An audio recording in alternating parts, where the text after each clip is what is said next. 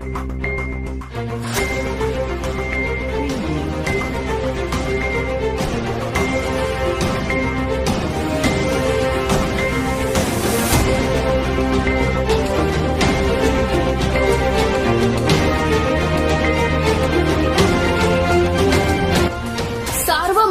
News Maharashtra. दिवंगत विनायक मेटे यांची आज दुसरी जयंती आहे। याच निमित्त बीडमधील स्मृतीस्थळावर कृतज्ञता सेवा सप्ताह साजरा केला जात आहे। दिवंगत विनायक मेटे यांच्या पत्नी ज्योती मेटे आणि मुलगा आशुतोष मेटे यांच्यासह मेटे समर्थकांनी स्मृतीस्थळावर अभिवादन केले आहे। प्रत्येक वर्षी विनायक मेटेंचा वाढदिवस उत्साहाने साजरा होतो, मात्र आता त्याच कार्यकर्त्यांवर जयंती साजरी करण्याची वेळ आली आहे। खरी आदरांजली व्हायची असेल तर विनायक मेटेंचा वसा पुढे चालवायचा आणि त्याची अपूर्ण राहिलेली स्वप्न पूर्ण करायची आहेत, तर आगामी विधानसभा निवडणुकीत शिवसंग्राम निश्चितच उतरेल असा विश्वास ज्योती मेटे यांनी यावेळी व्यक्त केला। साहेबांचा वाढदिवस ज्यांनी अतिशय उत्साहाने साजरा केला आहे त्या कार्यकर्त्यांवर आज जयंती साजरी करण्याची वेळ आली आहे।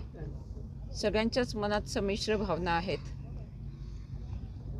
ज्या नेत्याचं कोडकौतुक केलं त्याच नेत्याची आज जयंती साजरी करत असताना प्रत्येकाच्याच हृदयामध्ये त्याच्या भावना दाटून आलेल्या आहेत। परंतु प्रत्येकाने हेच ठरवलेलं आहे की साहेबांना खरी आदरांजली वाहायची असेल तर साहेबांचा वसा पुढे चालवायचा आहे आणि साहेबांची अपूर्ण राहिलेली स्वप्न पूर्ण करायची आहेत।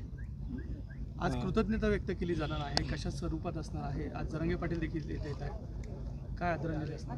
साहेबांनी कायम गोरगरीब, दिनदुबळ्या, शोषित, वंचितासाठीच काम केलेलं आहे। मग तिथे कुठल्या एका समाजाचा विचार न घेता साहेबांनी कायम उपेक्षितांसाठी, विस्थापितांसाठी लढा दिलेला आहे आणि याच विस्थापितांनी आज साहेबांप्रती आपली कृतज्ञता व्यक्त केलेली आहे। मेटे साहेबांचा वारसा सामाजिक स्वरूपात तुम्ही आतापर्यंत चालवला, पक्षीय पातळीवर, संघटनेच्या पातळीवर देखील चालवला, परंतु राजकीय वारसा आता आगामी विधानसभेच्या माध्यमातून आम्हाला पाहायला मिळेल। निश्चितच एकंदर त्याचीच तयारी आता सध्या सुरू आहे। आज देखील मोठे शक्ती प्रदर्शनाची तयारी आहे, तुम्ही सुद्धा आहात इथं आणि जरांगे पाटील सुद्धा येत आहेत। याला शक्ती प्रदर्शन असं म्हणता येणार नाही। म्हणजे मी तर म्हणेन की मगाशीच आपल्याला सांगितलं की ही विस्थापितांनी साहेबांप्रती व्यक्त केलेली आपली भावना आहे आणि मग यावरूनच आपल्या लक्षात येईल की हा विस्थापित किती मोठ्या संख्येने आहे।